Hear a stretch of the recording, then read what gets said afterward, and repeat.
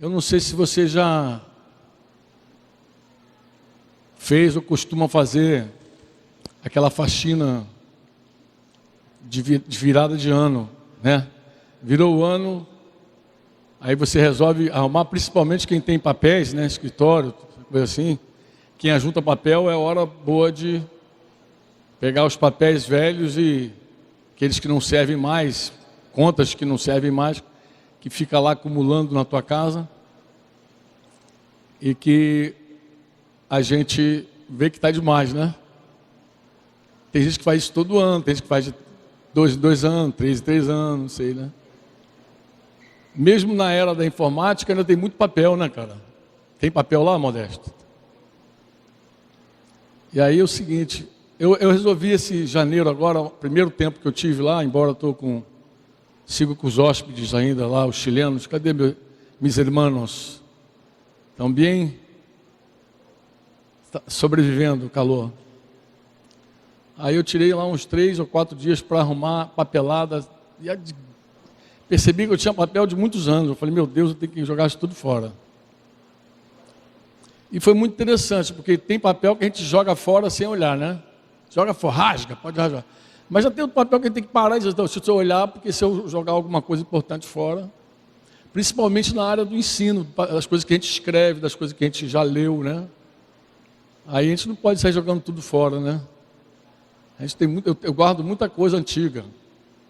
Do tempo que eu tinha cabelo, Marcão era um rapaz ainda, e como o Claudinho costuma dizer, era um menino, né? Um menino modesto, cabelinho pretinho, bonitinho. Não precisava pintar naquela época, não precisava pintar cabelo. Mas eu encontrei um documento, uma carta que eu escrevi para o meu pastor, lá na congregacional Paulo Velt. E eu fiquei assim muito impressionado.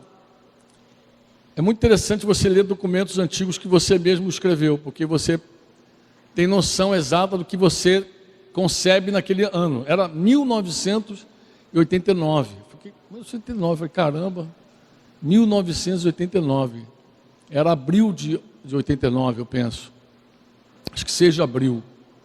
Escrevi a carta, e no final da carta, eu assinei assim, Sérgio Rodrigues Franco, servindo a igreja nas casas, nos lares, e que se reúne também no endereço X. Aí botei lá o endereço da Macacolândia. Até precisei lembrar o endereço, né? Marechal Simeão, lá em Realengo, na Macacolândia, lá onde a gente reunia, lá, a Caverna de Adulão. Que a gente chamava, batizou assim de Caverna de Adulão, porque era um lugar de gente problemática, né? Começar pelo pastor, né? Todo mundo atribulado de alma. E aí, como Davi se juntou com aqueles homens endividados, cheios de problemas na Caverna de Adulão, a gente batizou também o lugarzinho ali de Caverna de Adulão. Mas o que me assustou foi ver que desde 89 nós já tínhamos uma percepção de que o lugar da igreja era em casa. A gente já enxergava isso, né? A igreja nos leva, fiquei impressionado, falei, meu Deus, 89, será que 89 a gente já falava sobre isso? Falava. 1900, depois a gente se uniu oficialmente, fizemos uma aliança, aí entrou Marcos, Modesto, Edgar, mais tarde entrou Renato, e pode ter certeza, Marcos, nós já falávamos desse assunto naquele tempo. E eu lembro que nós reunimos num galpão ali em Camará, fomos para o galpão, né, porque era um lugar maior. Quando nós nos juntamos, Modesto tinha um salão pequeno, nós tínhamos aquele salão lá na Macacolândia, e Marcos, com o Edgar, reunia no salão maior lá em Camará, que alguns irmãos, inclusive, se lembram bem, porque são desse tempo. E nós fomos para lá com o grupo que nós cuidávamos, e aí formamos então esse grupo que mais tarde o pessoal batizou de Comunidade Evangélica na Zona Oeste. Não era nem Zona Oeste, era Comunidade Evangélica na Zona Oeste. Aí fizeram o presbitério, formou o presbitério e tal. Mas Deus foi muito bom conosco, porque logo que nós começamos a reunir no galpão, o proprietário se aborreceu lá, não sei por que cargas d'água, e pediu o galpão da gente. E eu lembro que eu fui enviado pelo presbitério para falar com um homem, ele estava doente. E eu orei por ele, Deus curou ele na hora. Eu falei, acabou, agora ele vai abrir as portas. Que nada, ele seguiu curado e reticente. Falei, não, eu estou curado, dou graças a Deus, mas eu quero o galpão de volta. Eu não entendi nada. Eu falei, meu Deus, que coisa estranha, mas já era Deus. Mais tarde a gente viu que era o Senhor nos empurrando para as casas, nos empurrando para viver a vida nos relacionamentos das casas. E aí eu me inspirei, falei, vou escrever alguma coisa para o Facebook, para postar lá sobre a igreja nas casas. E eu queria também falar alguma coisa contigo hoje, para, de repente, o começo de um assunto. Não termina, mas eu queria falar contigo sobre a igreja, e a igreja que se reúne na casa ou em qualquer lugar, porque Jesus falou em Mateus 18, 20, onde 2 ou 3 de vocês se reunirem em meu nome, ali eu estou com vocês, no meio de vocês. Você crê nisso? De verdade? Você crê que quando está você, tua esposa, em nome de Jesus, Jesus está com você? Está ali ou não? Mas Jesus mora no nosso coração. Então por que ele disse que estaria conosco? Se ele já mora no nosso coração. Se ele mora no nosso coração, ele está até quando eu estou sozinho, ele está comigo. Olha o texto de novo. Olha, repara esse texto de novo, pode colocar ali. Jesus está falando de uma nova experiência. Porque uma coisa é ele estar dentro do nosso coração, outra coisa é ele estar no nosso meio. Ele não está dizendo que ele estaria dentro de nós, porque essa promessa ele já fez. Nós sabemos que um dia que nós cremos em Jesus, nós recebemos Jesus como Senhor da nossa vida, Ele e o Pai, através do Espírito Santo, veio e fez morada em nós. O Espírito Santo mora em nós. Eu sozinho sou templo do Espírito Santo, você sozinho é templo do Espírito Santo. Você diz amém ou não? É a palavra que diz isso. Mas Jesus está falando de uma nova experiência. Ele não está falando de habitar no homem. Ele está falando de estar no nosso meio, entre nós. É a experiência que muita gente ignora, inclusive perde, porque acredita que não precisa se reunir em nome de Jesus. Não precisa congregar em nome de Jesus. Tem muita gente que pensa que não precisa congregar em nome de Jesus, porque já tem Jesus. Eu tenho Jesus, acabou. Mas Jesus prometeu algo diferente. Ele prometeu uma experiência nova. Ele falou que estaria no nosso meio. E quando Jesus está no nosso meio, Ele pode ministrar uns aos outros através dos dons que cada um tem. Ele pode nos tocar de uma maneira muito especial. Por que às vezes a pessoa diz assim, por que, Franco, quando eu vou numa reunião da igreja, as coisas acontecem tão espetacularmente? Eu tenho experiências especiais, ou mesmo quando a gente está orando em grupo, numa casa, e tem experiências diferentes. É simples, amado. Jesus falou que estaria no nosso meio. É algo, não me pergunte como é que Ele faz isso, Ele faz. Hoje, Jesus está aqui no nosso meio. Ele está tão poderosamente aqui no nosso meio, que Ele pode inclusive tocar você e te curar agora. Ele pode animar teu coração de um jeito especial. Ele pode também convencer alguém que está aqui nos ouvindo que não conhece Ele, de uma maneira especial também. Ele pode permitir que essa pessoa perceba Ele, sinta a presença dEle. Isso para mim foi tão revelador que eu pensei assim, poxa, está aí por que Jesus enviava de 2 em 2? Por que não enviar um sozinho para falar? Porque quando nós estamos 2 pessoas em nome de Jesus, nós somos uma igreja móvel. Ele está no nosso meio. Jesus é a terceira pessoa ali. Jesus é o homem da fornalha. Ele aparece ali, Ele está no nosso meio. Algo bom pode acontecer. Algo bom vai acontecer. Você crê? Então, Jesus faz essa promessa, eu estarei no meio de vocês. Ele não disse, vou estar. Outra coisa que ele não diz, ele diz, vou estar, ele diz, ali estou. É muito interessante também isso. Ele não diz assim, eu vou estar com vocês. Ele falou assim, eu ali estou com vocês. Eu estou no meio de vocês.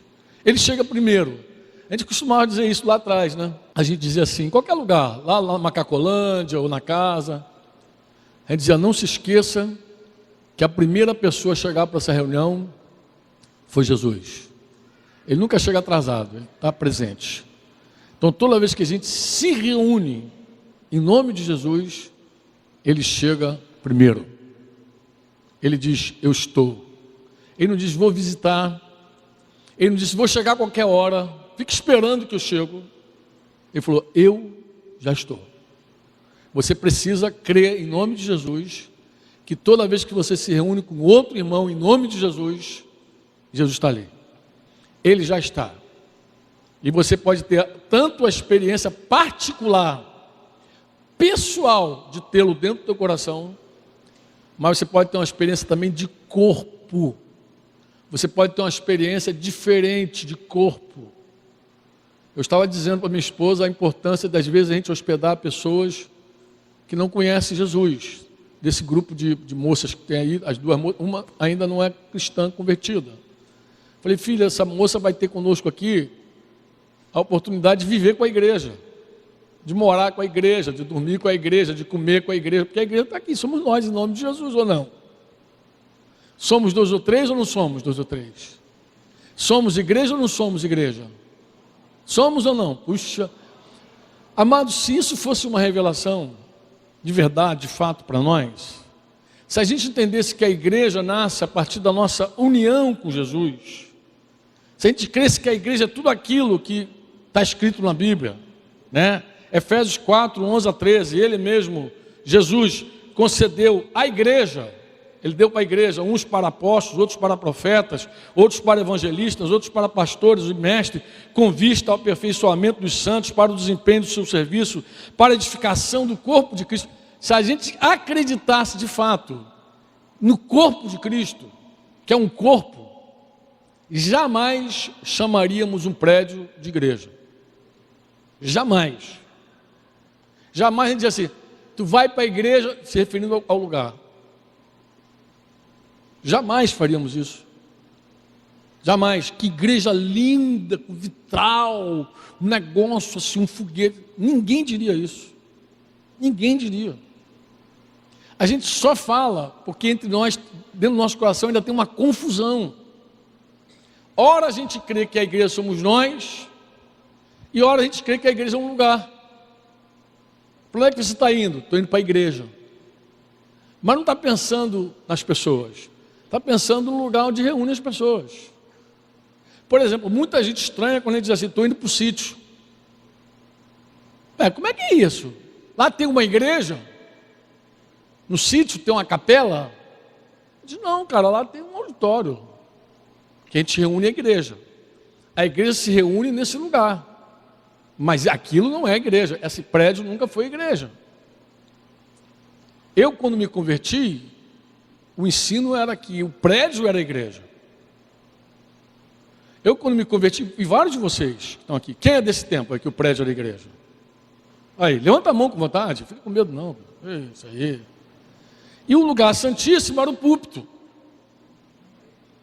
Por exemplo, eu vejo moças, rapazes aqui de bermuda. Era impossível no meu tempo o cara de bermuda entrar na igreja. Como é que tu vai entrar na igreja de bermuda, cara? Era um pecado. Eu lembro que os músicos, para subir no púlpito, para mexer no instrumento, tinha quase que... para entrar ali, porque ali era um lugar santíssimo. E eu me recordo também, quando eu comecei a ler a Bíblia, e começou a dar uma confusão na minha cabeça. Por quê? Porque eu li que lá no tabernáculo tinha um lugar santíssimo, mas só entrava um homem só, uma vez por ano inclusive, e purificado de todo pecado, porque se ele entrasse em pecado, morria. Aí eu fiquei pensando assim, se o púlpito fosse um lugar santíssimo, tudo bem, os crentes estão debaixo do sangue de Jesus, Deus protege. E quando o cara abre o púlpito para um político fazer campanha? E botavam uma corda no sumo sacerdote e uns guizos Porque se o guiso parasse de fazer barulho dentro do lugar santíssimo, os sacerdotes puxavam o sumo sacerdote já torradinho, carvãozinho, porque ele era queimado lá dentro. Se ele tivesse pecado, fizesse alguma coisa errada, morria. Porque era um lugar santíssimo. Ninguém entra no lugar santíssimo sem estar totalmente lavado e purificado dos seus pecados. Deus é santo. Não é nada pessoal conosco, é só pela santidade de Deus. Não é nada contra nós, é assim, Deus é santo. E quem se aproxima dele, se não tiver coberto, lavado pelo sangue de Jesus, não for santo, morre. Deu para entender? Não é um problema, não é nada pessoal. É a natureza pecaminosa que não resiste à santidade de Deus. É só isso. Tanto que quando acontece um avivamento na história, se você ler avivamento, quando o Espírito Santo se derrama como chuva tremenda, que é a nossa oração, a oração de Modesto hoje mais cedo, muita gente não suporta a presença do Espírito Santo e começa a desmaiar, vomitar, confessar pecado de tudo que é jeito. Em 2002 nós tivemos um vento aqui, soprou 2002, 2003 aqui entre nós. Eu vi muita gente confessar pecado hediondo. Eu me lembro de uma reunião uma vez aqui que Modesto pegou o microfone, porque ninguém queria pregar, né? Porque a presença de Deus, quando está muito forte, ninguém quer nem pegar no microfone, com medo de morrer. E aí eu lembro que Modesto pegou o microfone e falou: você que atirava pedras nas pessoas, você que atirou pedra na mulher adúltera, você agora está vivendo em adultério, você também agora... E cara, foi um negócio. Eu pensei assim, que maluquice é essa? Eu fiquei ali assim, eu falei, como é que Modesto fala um negócio desse? Mas naquele dia veio uma multidão à frente, homens e mulheres. Eu acho que Modesto não falou nem 3 minutos, 3. Porque quando a presença de Deus está tremendamente poderosa entre nós, não há quem resista. Não há quem resista. Depois o cara pode até voltar para a lama, mas naquele momento aí ele vai se quebrantar. Porque na presença de Deus ninguém segura, mano. Não dá. Ou tu foge ou se quebranta. Então, o lugar santíssimo existe ainda lá, porque um novo caminho foi aberto, a gente tem acesso ao Pai, a gente fala com Deus. Fala ou não fala? Fala ou não? Mas tem um lugar santíssimo também dentro de nós, porque Deus habita em nós. É por isso que a gente diz, irmão, não fica vendo pornografia. Não gasta teu olho com coisa que Deus não gosta. Porque dentro de você habita o Espírito Santo. É simples assim. É simples desse jeito. Você diz amém ou não? Se nós entendêssemos igreja, irmãos, de verdade, a gente não teria nenhum preconceito com a igreja na casa. E olha que a igreja na casa sofre preconceito. Eu lembro de Fonseca, lá em São Paulo, quando ele chegava na reunião dos pastores, alguns pastores se referiam a Fonseca como o pastor sem igreja. E chegou aquele pastor sem igreja. Ué, pastor sem igreja. Fonseca, pô, Franco, eu chego lá na reunião dos pastores, lá no conselho, os caras, tem a turma lá que me apresenta como pastor sem igreja. Esse aqui é o pastor Gerson. Ele não tem igreja não, é o sem igreja. Por que Fonseca era chamado de pastor sem igreja? Se ele já tinha com ele naquele tempo, mais de 50 irmãos debaixo do apacento dele. Se ele já cuidava até de pastores. Por que sem igreja? Porque nós somos preconceituosos, amados. A gente entende o seguinte, que se o cara não tiver um prédio, não tiver uma placa, não tiver um dia de reunião solene, a data solene da reunião, se ele não tiver aquilo tudo arrumadinho, aquilo não é igreja. Não é igreja. Tu vê a nossa confusão. Aí você vem aqui nessa reunião, eu pergunto, quem quer que a igreja somos nós? Todo mundo diz amém. Mas aí quando sai daqui, se encontrar um pastor Gerson Fonseca Mendes, sem lugar para reunir, vai dizer que é um pastor sem igreja. Você sabe que é curioso? Que recentemente Fonseca começou a cuidar de um outro pastor, um senhor já, um pastor de uma igreja batista. Fonseca encontrou ele na rua. Fonseca tem um salão agora lá onde reúne. Não sei se é bom, não sei se é mal. Não sei se favorece ou se atrapalha. Mas ele encontrou um pastor triste na rua, porque o pastor falou para ele que estava sem igreja. Aí, opa, conheço essa fala. Está sem igreja, como assim? Aí o cara falou assim, não, pediram o prédio onde a gente estava, coisa e tal, estou sem igreja. Fonseca falou assim, não, você não está sem igreja. Você tem igreja, pô. A igreja está contigo, os irmãos estão com você, a igreja está com você. Por que você não usa o nosso prédio? Aí o pastor ficou maravilhoso. Como assim, vou usar a tua igreja? Não, tu não vai usar a minha igreja, tu vai usar o prédio, pô. E começou a explicar a ele essa relação. Em suma, o cara começou a reunir lá de noite, colocava uma plaquinha, tirava, colocava uma plaquinha, tirava. Um dia ele viu que o pessoal do Fonseca chegava sem placa lá, e falou, pô, já chega sem placa, vou tirar a minha também. Tirou a plaquinha dele. E aí começaram a misturar a reunião, os jovens vão aqui, depois eu, quando vou a São Paulo, ministro lá algumas vezes, acho que todas as vezes, porque Fonseca já me marca de manhã e de noite para estar com ele. E aí, em suma, o cara vinculou, o pastor vinculou. Ele não quer saber de outra vida, ele quer igreja, relacionamento. Entendeu igreja?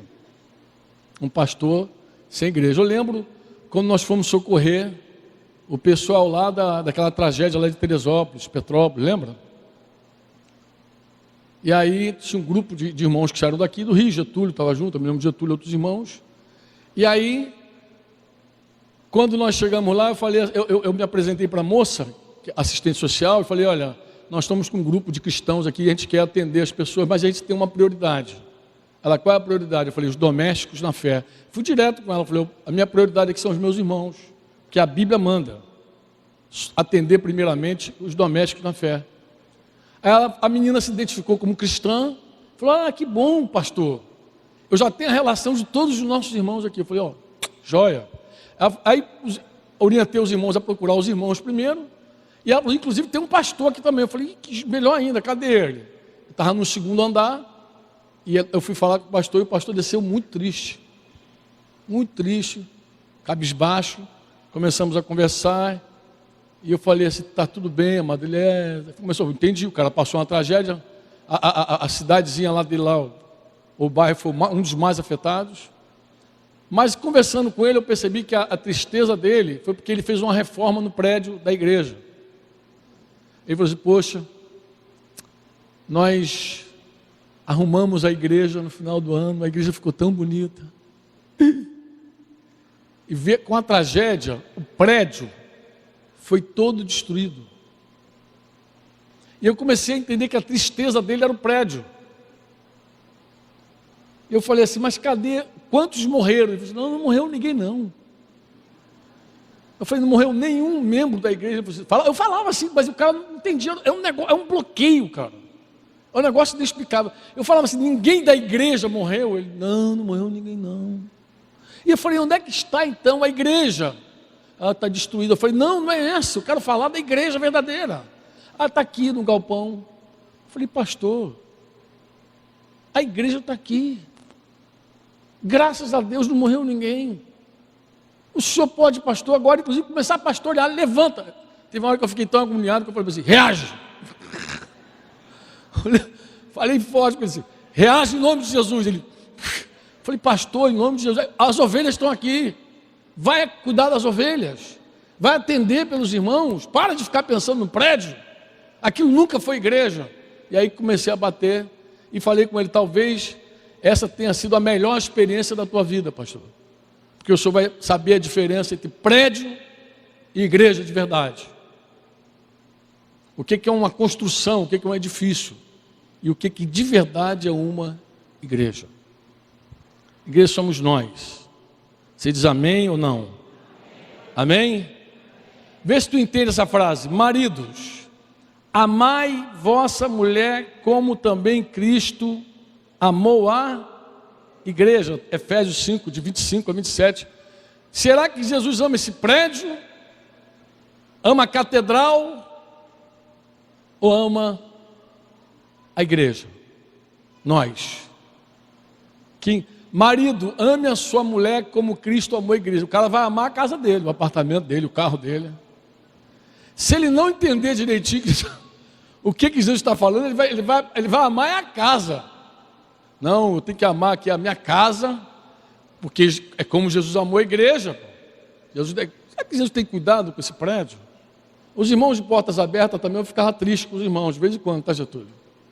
Porque os caras destruíram a igreja, queimaram a igreja, mas na verdade não queimaram nada, a igreja estava lá, queimaram foi o prédio da igreja. Eu ficava triste com essas notícias, parece que isso ia sensibilizar, por exemplo, eu não ficava sensibilizado com isso. O que me sensibiliza é saber que tem irmãos perseguidos, irmãos maltratados, irmãos sendo queimados, mortos, torturados. Agora, prédios, meu irmão, que caia, que quebre, que destrua. Isso não vai sensibilizar se a igreja está preservada, se a igreja está de verdade de pé. Você pode dizer amém ou não amém? Vós, porém, sois raça eleita, sacerdócio real, nação santa. Eu estou lendo 1 Pedro 2,9. Nação santa, povo de propriedade exclusiva de Deus. E diz que nós temos inclusive uma missão. Diz que a fim de proclamardes as virtudes daquele que vos chamou das trevas para a sua maravilhosa luz. Nós não apenas somos a igreja, nós somos uma igreja missionária. Nós temos uma missão de proclamar as virtudes daquele que nos tirou das trevas para a sua maravilhosa luz. É bom demais isso, né? Quem diz amém? Quem compreende a tua missão? Está clarinho? Nós somos um povo e temos uma missão. E Deus está falando de um povo de propriedade exclusiva. Você já viu Jesus falar assim em algum momento, alguma vez, se referir assim a algum lugar? Nem, vou falar agora, não fica triste, nem Modesto, e nem Getúlio fique triste comigo agora, que eu sei que os caras que podem ficar tristes comigo é Modesto e Getúlio. Nem Jerusalém é mais um lugar santo para Deus, não é. Jesus falou para a mulher samaritana, falou: minha filha, você diz que o lugar de adorar é aqui. Nós judeus, ela estava em dúvida, ela queria saber se era Jerusalém ou ali onde ela estava, no poço, no lugar de adoração. E Jesus falou assim: ó, já chegou a hora. Ele falou que vem a hora, e ele falou: a hora é chegada, que nem aqui e nem lá, e nem em lugar nenhum, porque os verdadeiros adoradores adorarão a Deus em espírito e em verdade. Se nós dependêssemos de um lugar para adorar a Deus, a gente estava frito. A gente tinha que fazer como os muçulmanos, virar a cara em direção a Jerusalém e adorar a Deus, porque graças a Deus, Deus não está restrito a nenhum lugar. Inclusive, vou dizer uma coisa para você: Deus escolheu morar em nós. Esse é o lugar que Ele escolheu. O lugar que Ele escolheu somos nós. A cidade santa é a igreja. A cidade santa é a nova Jerusalém de Deus. É o povo de Deus. É assim que Deus nos chama. É assim que Ele nos trata. Então, lá é santo. Santo é onde 2 ou 3 estiver reunidos em nome de Jesus. Ali é santo. Porque Jesus está ali. Santo é onde você coloca os teus pés, onde você chega, porque o Rei dos Reis habita em você e chega junto contigo. E se você tiver olhos espirituais abertos, você vai ver que em alguns lugares você chega e abençoa. A tua presença abençoa, não é por tua causa não é por minha causa, é por causa dele que habita em nós. Olha, se você tiver ousadia, você experimenta, você entra numa loja vazia e abençoa a pessoa que está ali, diz paz seja nesse lugar, e diz assim: ó, teu dia hoje vai ser maravilhoso. E fica ali, depois sai e fica olhando. Se você tiver ousadia. Onde nós chegamos, o Senhor está presente. Não é por nossa causa que o diabo grita, esperneia. Ele grita e esperneia por causa daquele que habita em nós. É disso que ele tem medo. E é por isso que ele não nos toca. Porque o Espírito Santo, ele habita em nossa vida. Você diz amém ou não? Nós somos a casa de Deus. Eu já vi pastores dizer assim: não, igreja, templo, casa de Deus. Que confusão, amado. Igreja, templo, tudo é a mesma coisa. Deus não tem um templo, uma casa. Deus tem a igreja. Deus tem a igreja. Deus não tem nem outro projeto. Deus só tem esse projeto, a igreja. Uma família de muitos filhos, semelhantes a Jesus, para o louvor da sua. Deus não tem outro projeto. Se você descobrir, me mostra. Não tem. Deus não quer construir nada em lugar nenhum, nem em Jerusalém. Ele vai descer lá, vai reinar, mas depois ele vai tacar fogo em tudo. Vai ter novos céus e novas terras, vai ser tudo novo, porque Ele é que faz tudo ser santo, maravilhoso. É a presença dEle, a presença dEle. Leia a Bíblia. 1 Timóteo 3,15 Paulo está dando umas instruções a Timóteo e conclui assim: para que, se eu tardar, ele deu as instruções, fique ciente de como se deve proceder. Aonde? Na casa de Deus, que é a igreja do Deus vivo. Olha só, na casa de Deus, que é o quê? Onde é que Deus mora? Onde é que Deus mora? Ah, se nós acreditássemos nisso de verdade, irmãos. Ah, se nós crêssemos. Ah, Jesus, se a gente cresça. Que Deus mora em nós de verdade. Ah, meu Deus. Eu falo às vezes para o Senhor nos conceda espírito de sabedoria e revelação no pleno conhecimento de Jesus, porque eu preciso crer nessa verdade, que nós somos a casa de Deus, a casa. Deus não visita, Deus mora. Se a gente cresce, a gente nem cantava: vem, visita sua igreja. Cara, a gente não cantava nunca, vem, visita, porque Deus não visita, Deus mora. Ele veio para morar. Ele não veio ser hóspede, que vai, desaparece, vem morar. Morar. Eu já contei a história aqui de um santo irmão amado, querido meu, que um dia estava brigando em casa, forte, e eu fui fazer uma visita a ele sem avisar, porque também a gente não tinha como avisar, né? E aí, bati, gritei na porta, toquei campainha, não sei como é que foi. A filha olhou e falou assim: é o Franco. E de repente a paz voltou ao lar. Reinou assim. E quando eu entrei, a filha falou assim: volte umas vezes, tá, Franco? Porque estava um inferno, foi só falar teu nome e sossegou tudo. Eu achei que era uma brincadeira. Depois, sentando com o irmão, falei: vem cá, querido, a tua filha falou a verdade, estava uma confusão aqui, estava gritaria, o negócio estava feio aqui, quando eu cheguei parou tudo, e ele é aquele cara difícil de repreender. Você já viu o fleumático, que ri na tragédia? Que você vai bater, o cara está rindo? Já viu? Ele é esse tipo, sem vergonha assim, que tu vai pegar, ele ri. E ele riu e falou assim: sabe como é que é, né? O pastor está na casa, a gente tem que se comportar. Aí eu falei: cara, se você acreditasse que Jesus mora aqui dentro, de verdade, nenhum pastor precisaria visitar a tua casa para acalmar teus ânimos. Porque se alguém tem honra aqui, não sou eu. Se alguém tem honra nessa casa, é o Espírito Santo, é o Pai, o Filho e o Espírito Santo que mora aqui dentro de vocês. E que está nessa casa. Porque a gente baixa o barraco, grita dentro de casa, e às vezes o único cuidado que a gente tem, às vezes, é com o vizinho. Fala mais baixo que o vizinho está ouvindo. Se o vizinho viajar, pode gritar, moleque, o vizinho está viajando, está de férias.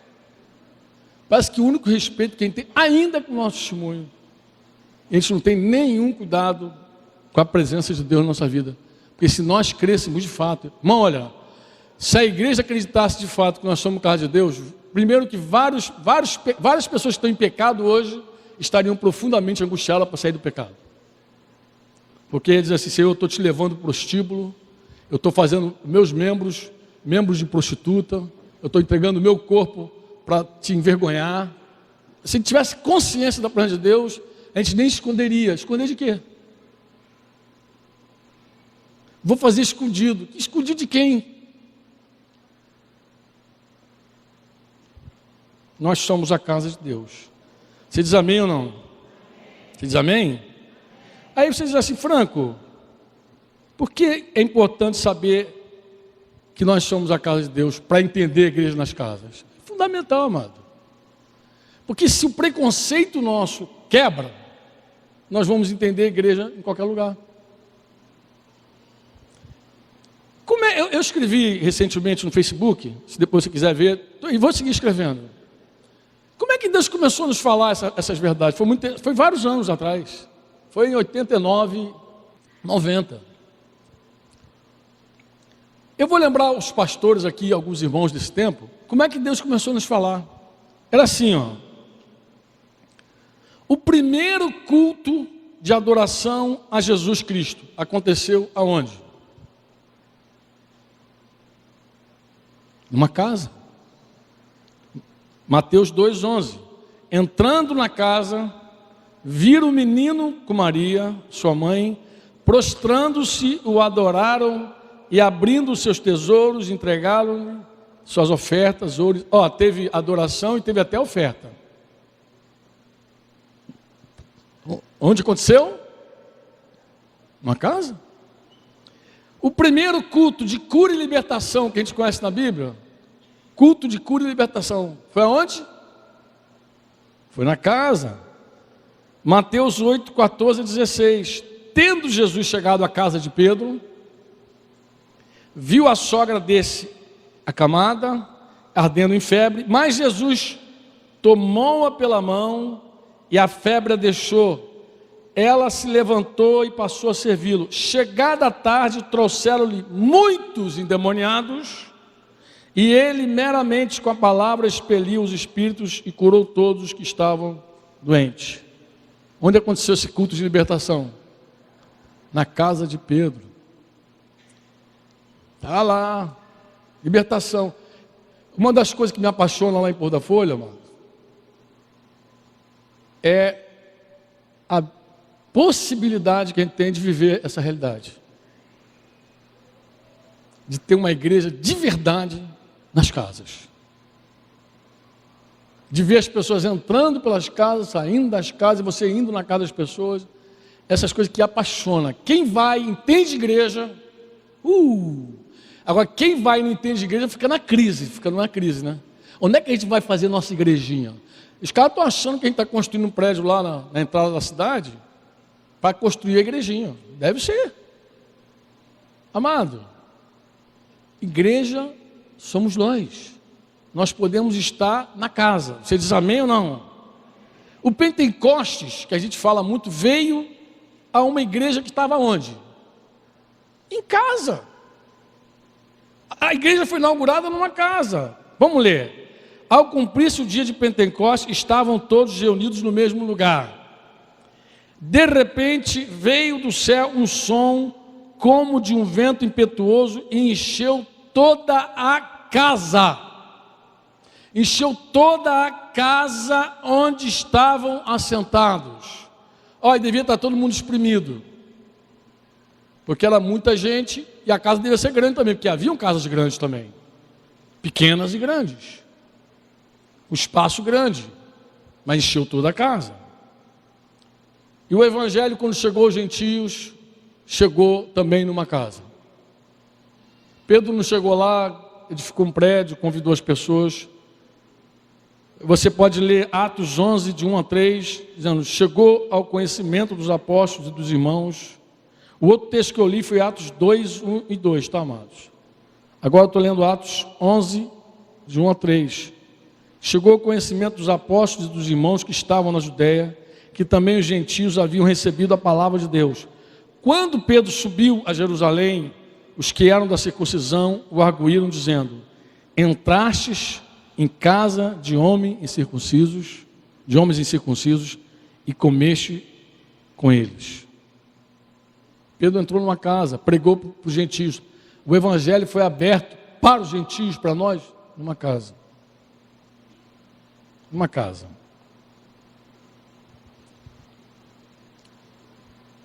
E quando Paulo perseguiu a igreja, onde é que você acha que ele entrou para perseguir? Tu acha que ele procurou alguma catedral? Porque os irmãos fazem confusão, porque lê na Bíblia assim, eles se reuniam diariamente no templo de casa em casa. Amado, no templo de casa em casa, não era no templo de judeus não. Para começar, nós gentios tínhamos um espaço lá fora para os gentios, o pátio dos gentios, mulheres, las hermanas. Como é que era a reunião da igreja no templo? Era na verdade um ar livre, porque eles ficavam ora no pátio, ora ao lado do templo, ali onde o pessoal estava reunido. Era ao ar livre, era uma reunião ao ar livre. Então, coisa assim, diariamente no templo, era uma reunião de ar livre, assim. Gente falando, eles iam para lá. Era um bom lugar para proclamar Jesus. E de casa em casa. Saulo, capítulo Atos 8, 3, diz assim: Saulo, porém, assolava a igreja, entrando aonde? Fala forte, amado. Entrando pelas casas. Entrando aonde? Pelas casas. Atos 8, 3. Paulo assolava a igreja entrando pelas casas. Agora, não só Paulo perseguia a igreja nas casas. Agora, vê se você abre o teu coração para escutar o que eu vou te falar, porque isso depende de revelação, porque igreja, amados, não é algo natural, é algo espiritual. Então, você depende de revelação para entender a igreja. Porque se estudar a palavra eclésia fosse suficiente, se só o cara pega a palavra, vamos ver a raiz da palavra, se fosse suficiente, os teólogos todos já sabiam que igreja somos nós. O problema é que os caras leem isso e apontam para o prédio e dizem, a igreja. Então o cara lê uma coisa e aponta para o prédio. Então tem que ser revelado. Revelado. O que eu vou falar agora precisa de revelação. Paulo perseguia a igreja onde? Entrando aonde? Paulo perseguia a igreja onde? Onde perseguia? Então, leia Atos 9:4 e vê se você entende o que Jesus está falando. E caindo por terra, ouviu uma voz que lhe dizia o quê? Saulo, Saulo, por que me... Não ouvi? Por que me persegues?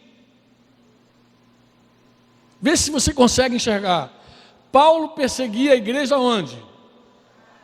E agora ele encontrou Jesus no caminho perguntando o que a ele.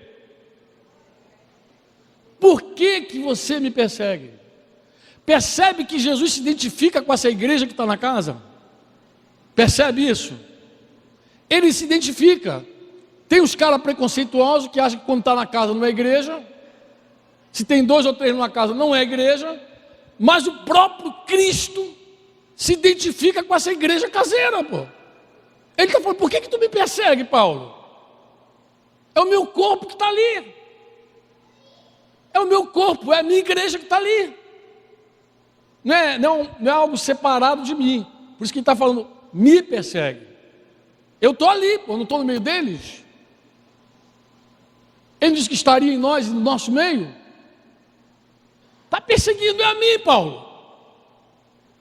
Paulo fala isso depois, em Atos 22, 7, 26, 14. Toda vez que Paulo dá o testemunho dele, ele não omite a declaração de Jesus, a pergunta de Jesus, por que você me persegue? E mais tarde, o próprio Paulo, agora eu queria ler com você, de verdade, para entrar dentro do teu coração. Romanos 16, de 3 a 5.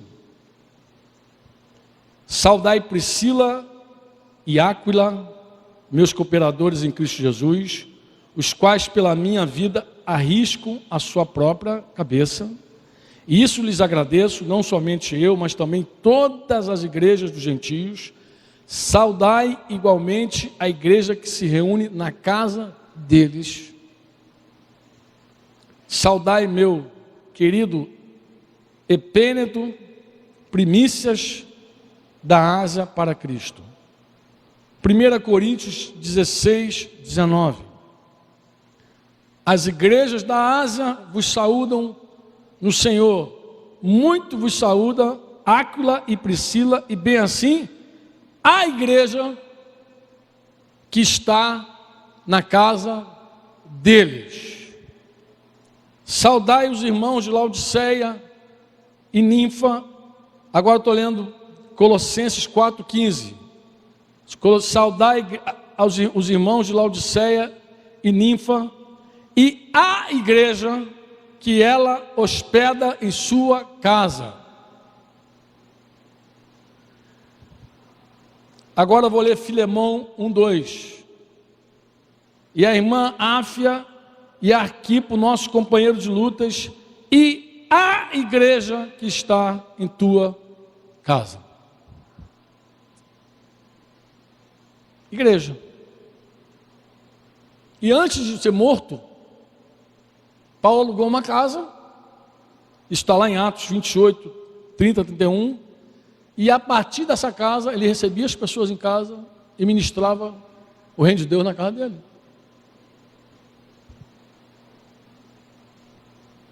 Você diz amém ou não amém? Me suporta mais um pouco, irmão. Só mais um pouquinho. É muito interessante o seguinte: os primeiros 250 anos de história, 250 anos de história, eu vou falar isso porque precisamente parece que é 232 anos de história, mas eu posso dizer isso aí é fonte de livros, revistas cristãs. Eu não sei se tem algum livro histórico onde a fonte histórica diz aí, mas vamos considerar 200 anos de história, 2 séculos. Foi o tempo que a igreja mais explodiu no mundo. Ela aconteceu, a igreja. E não havia um prédio construído ainda. Um prédio sequer construído. Ou seja, o tempo de maior explosão da igreja não tinha um prédio. Nenhum. A igreja explodiu sem prédio. Explodiu. Você diz assim, Franco, é pecado ter púlpito? Por favor, não diga isso, irmão. A gente já ouviu essas histórias, porque o cara é assim, os irmãos que vivem na tradição, na religião, eles ficam tão impactados quando eles enxergam a igreja, que depois eles querem abominar tudo que ficou para trás. Isso acontece até no nosso meio. Eu lembro que uma vez uma irmã chegou aqui e disse que púlpito não era de Deus. Aí eu tive que ir lá mostrar, eu falei, nem vou provar que é, mas eu vou dizer que tem pelo menos um homem de Deus que usou um púlpito para falar num lugar para muita gente. Sem contar que eu acho que aquele barquinho que Jesus subia, ele subia também para ficar mais alto, para poder falar com as pessoas. Então, isso é besteira falar isso. Púlpito não, besteira falar um negócio desse. Que música não é de Deus, que fazer reunião aqui não é de Deus, tudo é besteira. Falar isso é uma tonteira. Uma tonteira. Você não tem nem como mostrar na Bíblia que isso é pecado. Pelo amor de Deus, a gente não está falando disso não, mano. A gente está falando de algo mais excelente que isso. Por favor, acorda. Acorda, em nome de Jesus. Senão está ficar bitolado do outro lado. Eu estou falando algo muito mais excelente, eu queria que você ouvisse. Eu estou dizendo o seguinte, que para começar uma igreja, nós não precisamos de nada disso. De verdade, não precisamos.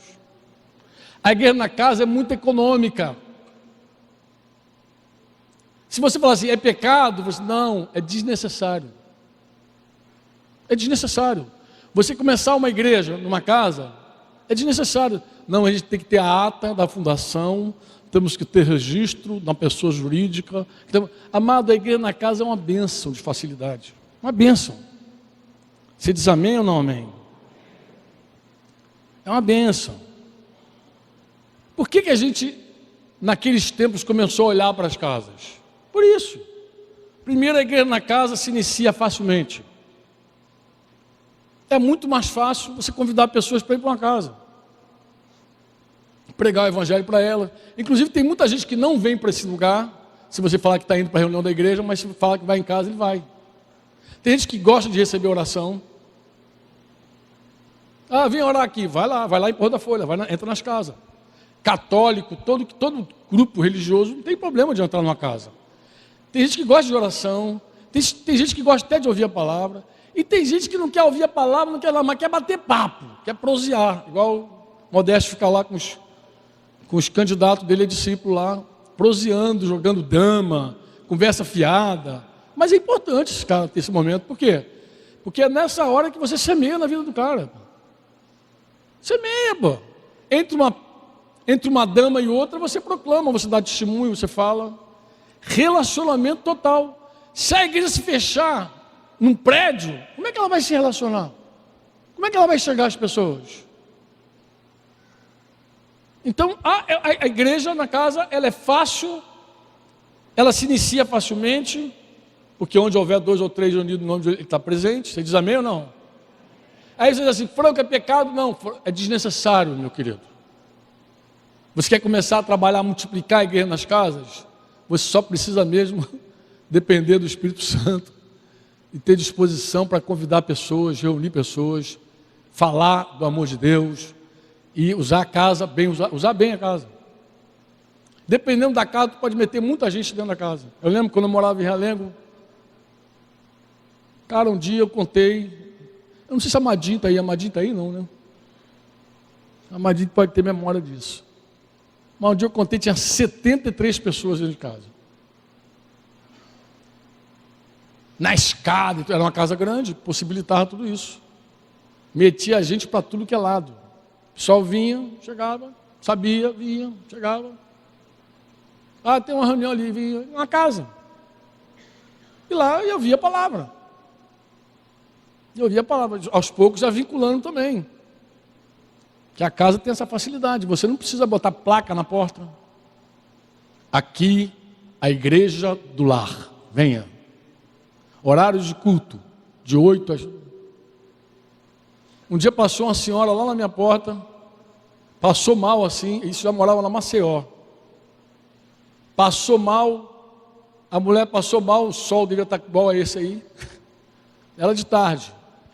E aí ela passou muito mal e alguém socorreu e ela falou assim, tem alguém que ora aqui? Sabe que alguém pode orar por mim? No meu portão. O cara falou, aqui tem um pastor aqui. Chamou, Denise atendeu, falou que era uma senhora que estava passando mal, entrei, ela caiu endemoniada na minha sala, Modesto chegou, a gente tinha uma reunião lá em casa, lembra, Modesto? Uma senhorinha que chegou lá, endemoniada, coitadinha, muito endemoniada, crente, endemoniada. Gospel, né? Gospel. Deu um trabalho, sujou a sala toda. Não tem que ter placa. Engraçado, quem faz a propaganda são os próprios vizinhos. Ali moram uns crentes ali, ó. Se você tem testemunho, na perseguição é melhor fugir, porque os caras vão te entregar. Agora, se você é um secretíssimo, ninguém sabe quem é você, tua fé, eu não estou dizendo que você tem que dar nome, sou gospel, evangélico, pastor, para com isso, diz que isso assusta as pessoas. Mas se você tem fala de Jesus quando você tem oportunidade, proclama, as pessoas sabem que você crê, e sabem que você é cristão, crente, gospel, sei lá o nome que eles vão dar para você, mas no dia da perseguição mete o pé, porque eles vão te entregar. A casa de um cristão as pessoas sabem, pô. É aquele entra e sai de gente. Olha como é que é a casa, é guerra na casa, é um negócio doido. Olha assim, primeiro é um entra e sai de gente, aquele bolão de gente chegando, bolão de gente saindo, chega.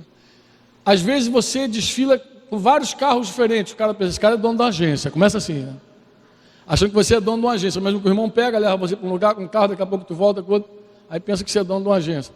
Até entender que você é pastor, ou é um cristão, você começa a falar, o pessoal já pergunta, proclamou, aí um fala para o outro, e seu fulano é crente. E se tiver a igreja na casa, melhor ainda, porque aí vão saber que você está lá. Você diz amém ou não? Essa igreja facilmente, você começa ela. Essa igreja é muito fácil de começar. A igreja na casa é uma igreja facinha de começar. O que mais que a igreja na casa favorece? A igreja na casa ajuda a estreitar e tratar os relacionamentos. Alguém tem dúvida disso? Irmão, tu está aqui, está todo mundo rindo. Tem uns dormindo, tem uns rindo. Quando eu falo umas bobeiras aqui, o pessoal, parece que está todo mundo bem. Se alguém perguntar, como é que foi a reunião? Está todo mundo feliz, chega lá, todo mundo rindo. Meu querido, quando você sai daqui, tem gente que está me vendo agora aqui, que pode estar sangrando por dentro, como a canção da Aula Célia, sorrindo por fora, sangrando por dentro. Quando você sai e vai para um ambiente familiar, aí se toca, se vê, se escuta, se sabe. O presbitério naqueles anos adotou um modelo de pastoreio. Qual foi o modelo de pastoreio? Nas casas. Porque estreita relacionamento e animamos que cada líder da casa apaciente as ovelhas. O responsável de pastorear as ovelhas na casa não é o presbítero, é o irmão que está lá. Quando o presbítero cobra esse irmão é uma pessoa enviada para estar lá. Ele é enviado para estar lá. Você diz assim, cara, como é que é isso? O cara tem que estar... Não, o responsável, quem apacenta aquela igreja na casa, é aquele irmão. Deixa eu dizer uma outra coisa para você que está me ouvindo aqui, de repente em casa, sei lá. Você de repente vem aqui ao sítio já algumas vezes, assiste reunião aqui no sítio, é legal. Hoje não está tão bom porque está calor, mas você está em alguma casa? Tem alguém que responde pela tua vida? Você participa no lar?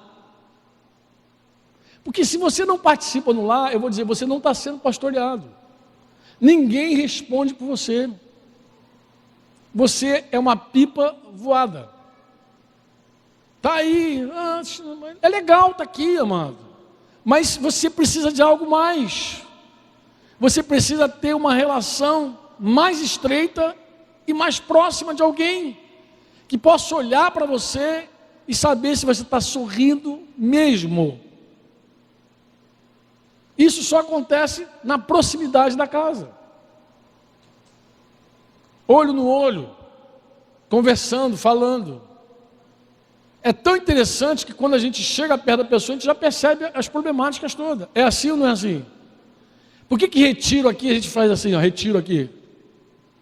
Termina cada reunião, a gente fica aqui quebrando pedra, quebrando pedra, quebrando pedra. Porque quando está próximo, tu vê, cara. Alguém pede ajuda. Está perto, pede ajuda. Quantos me entendem? Se diz amém ou não? Outra coisa, já falei, mas vou repetir, a igreja na casa ela é econômica. Ela pode canalizar todos os recursos dela para o ministério, porque ela é econômica, a necessidade dela é pouca, salvo se for uma igreja de gente necessitada. Aqui entre nós existe uma bolsa, que a gente chama bolsa de assistência.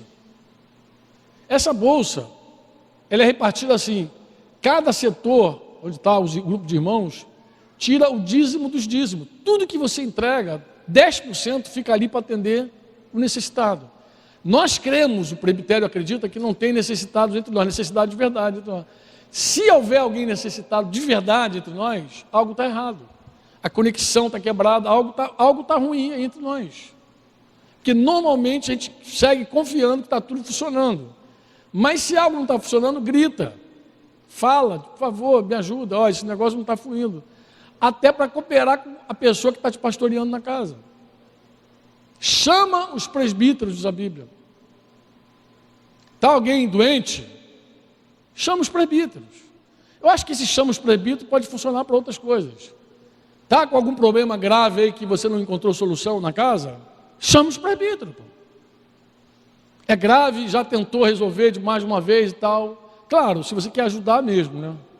É que tem gente que pede ajuda, mas não é ajuda para ajudar. É ajuda para destruir, para massacrar, para punir o líder. Eu quero que puna esse homem. Meu amado, entendeu nada, nem entende igreja. Igreja não é lugar de juízo nem de punição. A igreja é correção, é disciplina, é trato. Não é punição. Não, o irmão não foi julgado devidamente. Amado, que tribunal julgou o irmão? A gente não junta para julgar ninguém. Se você já foi ao presbitério alguma vez se sentou no presbitério para tratar algum problema teu, você sabe o que eu estou falando.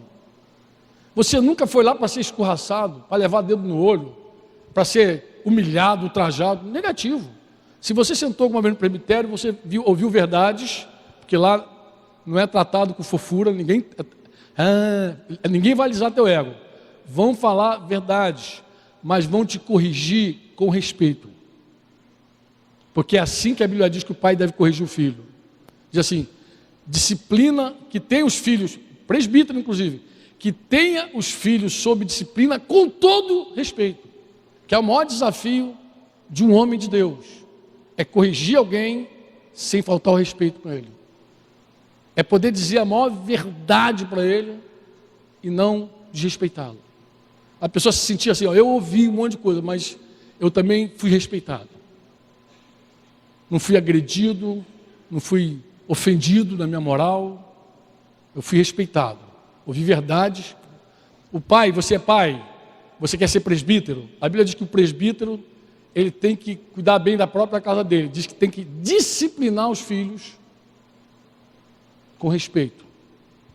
Presbítero não é aquele homem que tem os filhos que nunca peca. Isso, quem entende isso, não entende a Bíblia. Porque a qualificação do presbítero é assim: o presbítero, ele precisa ser alguém apto para governar a casa dele, a fim de ser apto para governar a igreja.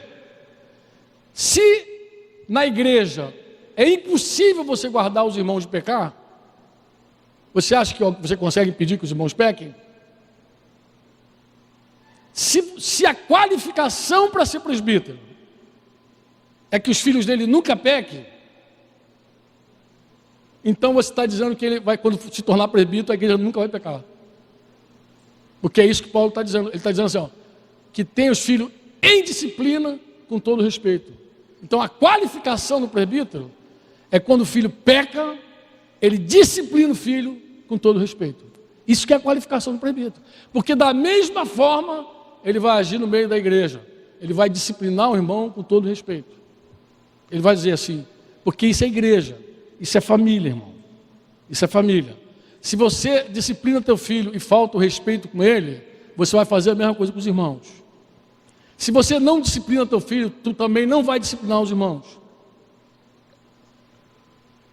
Se você deixa a tua casa de cabeça para baixo, você vai deixar a igreja de cabeça para baixo também. Se você acha que vale tudo na tua casa, vai valer tudo na igreja. Você não é apto para ser presbítero.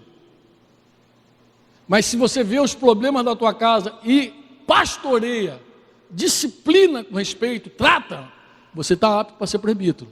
Porque você vai chegar na igreja e vai fazer a mesma coisa. Você não vai deixar a igreja de cabeça para baixo, você não vai passar a mão nos erros das pessoas, você vai tratar.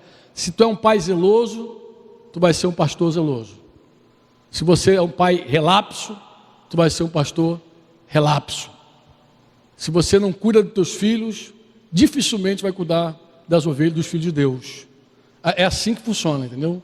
Então, assim como na tua casa é impossível que as pessoas não pequem, porque peca, você peca, tua mulher peca, teus filhos pecam, eu peco, minha mulher peca, todo mundo peca.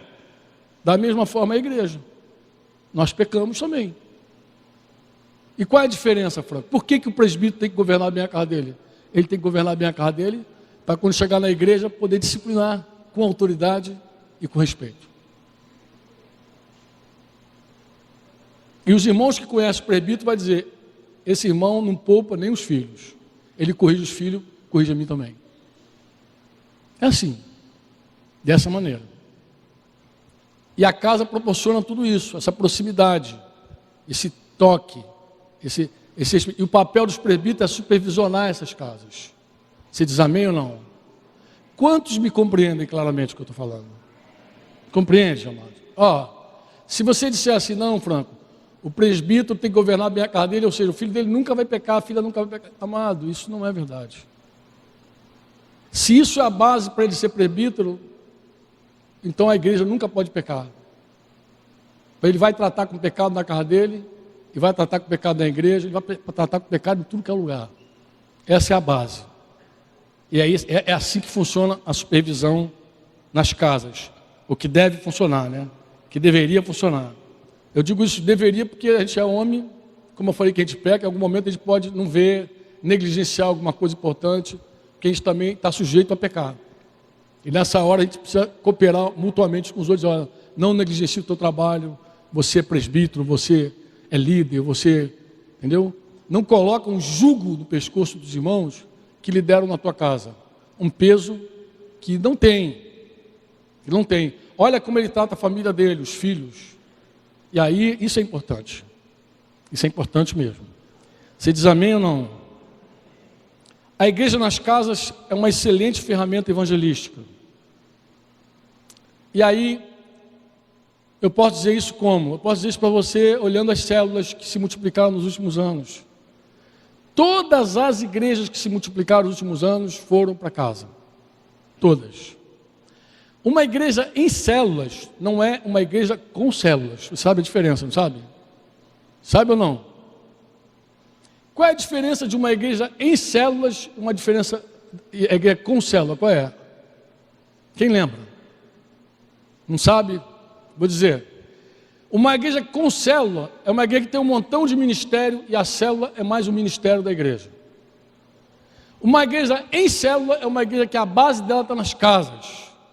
O fundamental dela é relacional, é fazer discípulo em casa. E ela tem ministérios para atender uma celebração, uma reunião, coisa e tal.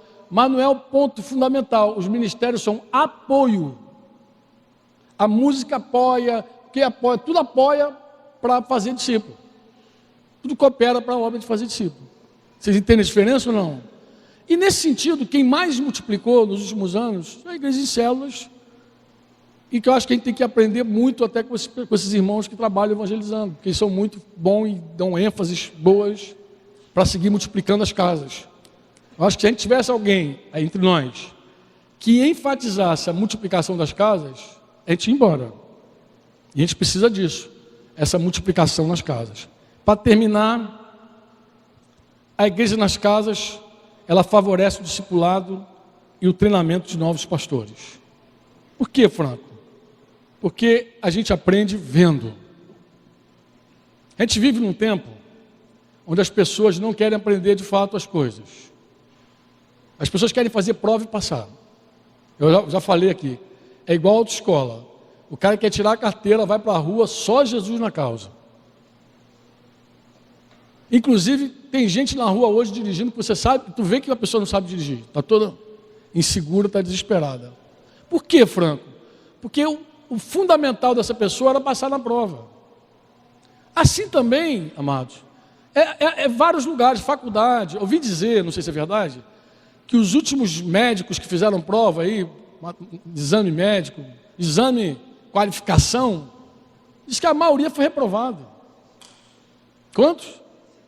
60%, imagina, 60% dos médicos reprovados na coisa básica de qualificação. Por quê, Franco? Porque infelizmente o médico não aprende vendo o outro fazer. O piloto, eu duvido que o piloto faça uma faculdade e vai pegar um avião e você entre dentro. Duvido, tu vai fazer isso? Imagina você entrar no avião e o cara informar: senhores passageiros, bom dia. Aqui quem vos fala é o novo piloto, nunca pilotei, fica tranquilo, treinei muito bem, fiz toda a manobra, todos os exercícios, simuladores de última geração, peguei, mas hoje vocês vão ter o prazer de fazer o primeiro voo comigo. Quem vai ficar dentro desse avião? O que acontece no avião às vezes é o comandante dizer: olha, quem pousou hoje essa aeronave foi o nosso copiloto, não sei o que, fulano e tal. Porque o cara está ali para aprender vendo. E eu vou te fazer uma pergunta: tem lugar melhor que a casa para isso? O que você me diz? Paulo aos Filipenses 4:9 diz: o que também aprendestes, Filipenses 4:9, e recebestes, aprendestes, recebestes, e ouvistes, e vistes em mim, isso praticai. Eu te pergunto, isso é possível fora de uma relação próxima?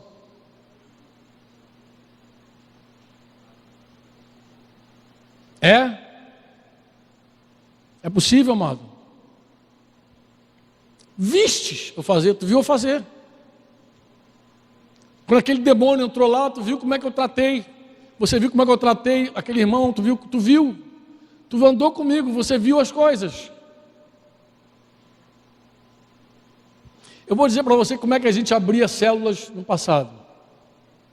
Entre nós aqui. Abriu uma casa lá que pediu ajuda. A gente pegava os discípulos Timóteos e levava. A gente nunca é só, Timóteo. Inclusive a gente nunca andou só, sempre de 2 em 2, vamos juntos. E participava aqueles irmãos na casa. Ia para lá mais cedo, visitava, tratava problema, e o cara junto. Ficava sem almoço, sem janta. Tinha até uns irmãos que tinham medo de sair junto. Falavam: não sei que hora que vai almoçar, que hora que vai jantar. Tinha irmão que almoçava às vezes 9 horas da manhã. Bom de boca esse, né? Um dia chegou lá em casa limpando a boca. Eu falei: o que está fazendo? Não, estou almoçando. Agora, 9 da manhã. Não sei a hora que vai parar para almoçar, pô. Tu não tem hora? Aí eu já estou segurando aqui o meu aqui. 9 da manhã. Mas o cara ia para quê? Para ver, pô. Ver tudo. Saber estar junto, pô. Senão, não viste. Como é que tu aprendeu se tu não viu? Os irmãos que sentam no presbitério, por exemplo, a gente agrega lá, tem três irmãos lá, Júnior, Ederaldo, Torres. Esses irmãos têm que ser agregados para ver, tem que participar. Eu sei que, agora não, mas alguns anos atrás, quando o pessoal chegava no presbitério que encontrava mais gente, ficava... Queria dar uma recuada, tipo, pô, tem mais gente aqui. Eu pensei que ia falar só com o presbitério, tem mais... Amados, os irmãos precisam ver para aprender. Eles precisam ter experiência, ouvir. A gente não pode aprender igual autoescola, a gente tem que aprender igual piloto. A gente precisa ficar vendo, igual o médico deveria fazer, ficar do lado do outro, vendo como é e aprender de verdade. As profissões tinham que ser assim. O cara aprender com quem sabe. E aí vai, pô. Vai fazendo e vai vendo, pô. Do jeito que você viu, faz, pô. Ah, Franca, eu nunca vi ninguém fazer. Graças a Deus, Deus te capacitou. Como é que foi? Ah, foi assim, tá bem. Foi. Mas agora não faça assim. Faz discípulo. Deixa as pessoas. É melhor se os irmãos te verem. Vai ser muito melhor se eles verem como você move, se faz. Você diz amém ou não? E aí termina Atos 2:41. Vou terminar aqui. Vou seguir escrevendo, tá, amados? Se você não gosta de Facebook, não tem nenhum problema. Você só diz assim, Franco, manda para o meu e-mail. Eu mando tudo para o teu e-mail. Se você não tem e-mail, não tem nem e-mail, Franco. Meu negócio é sinal de fumaça. Eu mando chegar a apostila na tua mão lá. Só você falar, Franco, imprime para mim e me dá. Eu imprimo e te dou. Porque eu acho que esse assunto é fundamental. O presbitério vai seguir falando também. Os pastores vão seguir falando. Porque nós precisamos voltar, amado. A não apenas falar, ouvir, falar, praticar. A gente precisa voltar. Quantos dizem amém? A minha oração é que o Senhor te renove nesse dia, em nome de Jesus. E que, se você hoje não participa de nenhuma igreja, na casa mesmo, na intimidade, que você busque, em nome de Jesus, mais rápido fazer isso. Não fica à deriva. Não fica dependendo apenas dessa reunião aqui de domingo. Se um dia o mundo virar de cabeça para baixo, houver uma perseguição, e a gente está perto disso, e mandar fechar a porta de tudo que é instituição religiosa, se você estiver vinculado a uma igreja na casa, você não estará perdido. Mas se você estiver vinculado a um prédio, se você estiver vinculado a um lugar, você vai ficar muito mal das pernas. Esses irmãos paquistaneses viviam lá no Paquistão, como você sabe, participando de uma igreja. A perseguição apertou, e o único lugar que eles não podiam estar era no lugar da reunião deles lá. Se estivesse lá, acabou. Vieram para um país que não conhecia ninguém. Mas a misericórdia de Deus se manifestou na vida desses irmãos, sabe como? Vou te falar como é que foi. Uma senhora, uma mulher, ela adotou esses paquistaneses, uma irmã presbiteriana, adotou. Não adotou no salão, não, a igreja, porque esses irmãos nem querem ir lá para o prédio da presbiteriana, eles precisam ir aqui para a catedral presbiteriana. Por que eles não vão para a catedral presbiteriana? Porque essa irmã se tornou mãe desses homens. Ela levou para casa dela, ajudou, cuidou, fez tudo o que podia com esses homens, tudo. Quando esses homens ficaram mais livres e receberam mais ajuda, sabe o que eles falaram? Da irmã, como é que é o nome daquela irmã?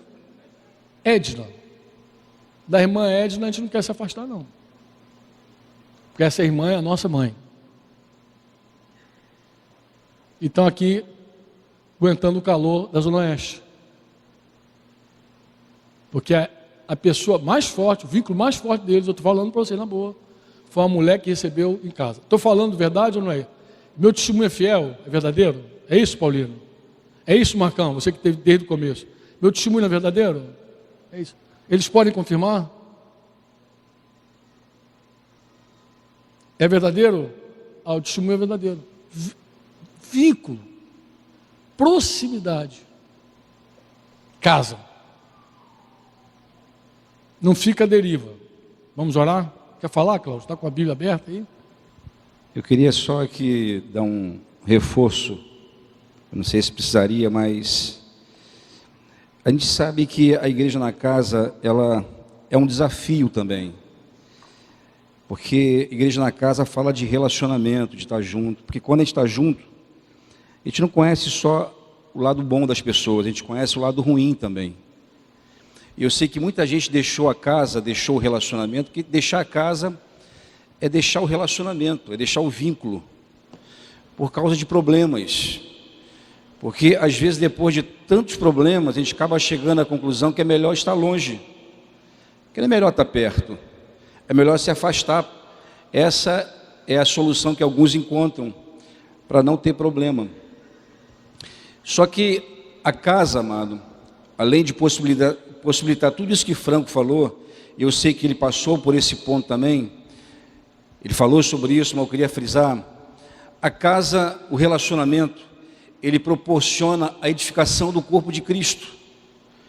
Um texto que nós, há vários anos atrás, a gente falava muito sobre ele, é o texto de Efésios 4, verso 15 e 16, que diz assim, mas seguindo a verdade em amor, cresçamos em tudo naquele que é a cabeça, Cristo, de quem todo o corpo, bem ajustado e consolidado, pelo auxílio de toda junta, segundo a justa cooperação de cada parte, efetua o seu próprio aumento para a edificação de si mesmo em amor. Esse texto mostra claramente que a edificação do corpo da igreja é resultado da própria igreja, da justa cooperação de cada parte. Agora, para fortalecer o que Franco disse, aonde é, irmão, que você pode cooperar justamente com o dom que Deus colocou na tua vida? É numa reunião como essa, que fica várias pessoas olhando a uma única pessoa compartilhar e falar? A casa, o relacionamento, ele proporciona a você também exercitar o dom, você poder compartilhar com aquilo que Deus colocou em você, porque não há uma única pessoa na igreja que tenha nascido de novo, que não tenha recebido dom, e esse dom é para a edificação desse corpo. Agora, por que essa dificuldade do relacionamento? Por que o diabo, porque é ele que entra entre nós para nos separar, para nos dividir. Por quê? Porque o diabo sabe que uma das maiores ferramentas de Deus para edificar a igreja, para tocar a vida dos irmãos, para nos transformar a imagem de Cristo dia após dia, é o relacionamento. É a vida do outro irmão, nos confrontando, nos ajudando, não só confrontando, mas nos consolando também, nos fortalecendo, nos animando, nos ensinando a palavra, vendo na verdade como nós somos, e como ele disse, aqui todo mundo é discípulo, mas quando você chega perto, você vê de verdade se alguém tem fruto ou não. Isso só é possível no relacionamento. E o lugar que mais proporciona isso, o relacionamento, claro, é a casa, é a família, é o sentar, é olho no olho, é estar juntos. E aí a gente deixa de cooperar com a nossa parte, com a justa cooperação da nossa parte, e aí essa igreja, ela cresce em número, mas não cresce em qualidade, ela não cresce em caráter, não cresce de verdade, não cresce o crescimento que procede de Deus, porque é só você lá abrir tua Bíblia em Colossenses 2,19, e você vai entender isso. É um texto muito parecido com esse aqui, e Paulo fala do crescimento que procede de Deus, que é um crescimento com saúde, é um crescimento saudável, não é um crescimento só numérico, mas é um crescimento com qualidade. Eu fiz questão de dizer isso aqui, amado, eu sei que eu passei, toquei no que ele falou, porque eu creio e sei que ainda há pessoas que não estão bem vinculadas, porque não é só estar vinculado, segundo o texto, é estar bem vinculado, e se você não está bem vinculado, você está deixando não só de receber, o melhor, mas você está deixando também de exercitar aquilo que Deus te confiou e você não cresce. Ninguém que não exercite aquilo que recebeu de Deus cresce. Porque nós crescemos quando nós compartilhamos aquilo que Deus nos confiou. E eu tomei a palavra aqui ousadamente, embora estava muito claro o que ele falou, porque eu acho que nós precisamos orar aqui, para que o coração de alguns seja curado, para que a venda dos olhos de alguns também caiam por terra. Eu penso que nós precisamos orar para que aqueles que não estão vinculados e aqueles que não estão bem vinculados, eles possam entender a importância do relacionamento, do grupo pequeno, da igreja nas casas, para que ele possa entender isso, e não só entender, mas que ele possa se abrir para isso, e ele poder cooperar, enfim, viver tudo aquilo que Deus